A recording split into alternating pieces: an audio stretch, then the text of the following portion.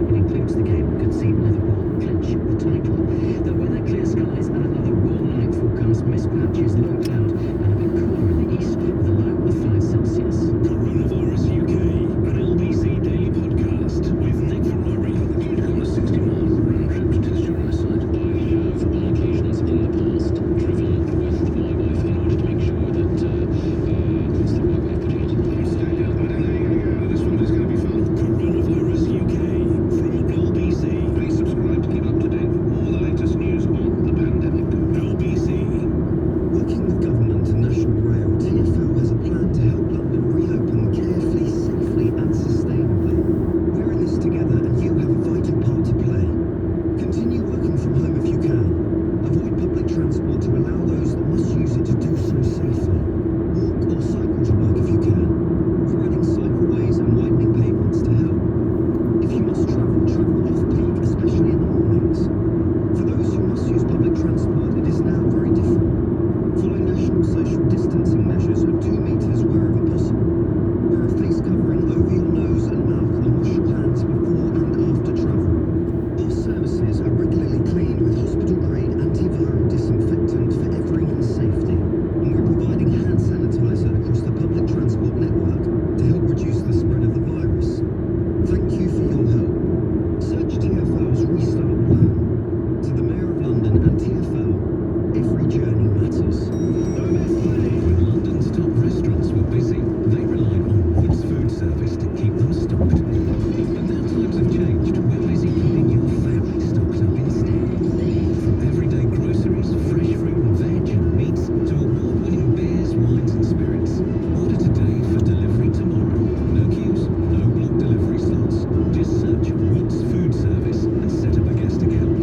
That's Wood's Food Service. Order today for delivery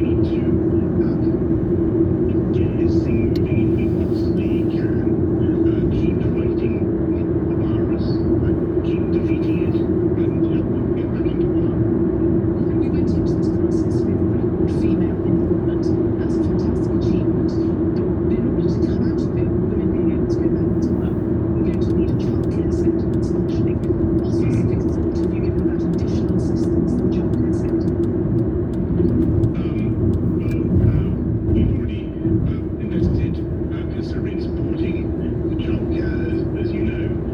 It was in our heart, and we will do whatever it takes to help women get back into work. And I think I agree with you. Childcare is absolutely critical for the success of our economy. That was Caroline Noakes interrogating the Prime Minister at the Liaison Committee this week. Just briefly on that, I mean, I think there are government actions that can be taken and there are individual actions that can be taken to make the playing field more level between men and women when it comes to employment, pay and opportunities. The Labour leader, Sir Keir Starmer, today said on the anniversary of 50 years since the Equal Pay Act that actually we have to strengthen the Equal Pay Act. Companies, as I've just said already, are not even having to report their pay gaps during the crisis. Also, I think we can invest in childcare on an individual level as families. Partners, husbands, sons must all be trained just as daughters, wives and partners have to be too. We should also probably insist that there should be a higher take-up of paternity leave. It's pitifully low, it's about 2%.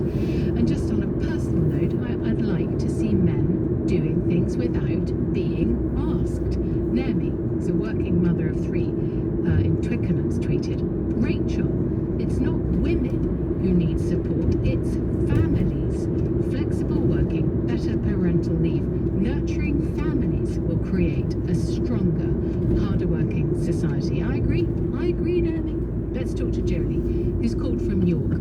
Jolie, what's your line? Hello, Rachel. Hi, Jolie.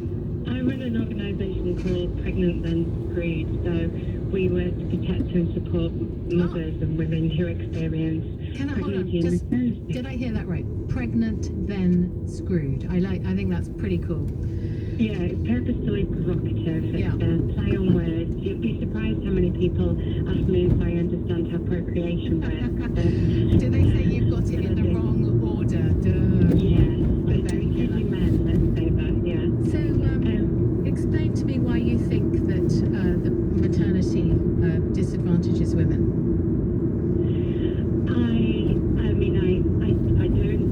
I think maternity disadvantages women because employers see that women who've been out of the workplace for 9 months, out of sight, out of mind, they come back, and what we know happens is lots of women then get pushed out of the workforce, or they get sidelined once they return. So there isn't a positive return to work for many women. So we know that 54,000 women a year are pushed out of their jobs due to pregnancy or maternity, so that's 1 in 9.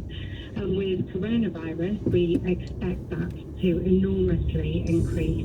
Those biases that already exist with employers towards pregnant women and mothers are likely to ensure that it's pregnant women and mothers that are first in line for redundancy. And at Pregnant and Screwed, we're already seeing that. We're already getting calls from pregnant women and from mothers saying, I'm up for redundancy, and I think my pregnancy has something to do with it. And we know that mothers are 1.5 times more likely to lose their jobs, and that is not good for the economy.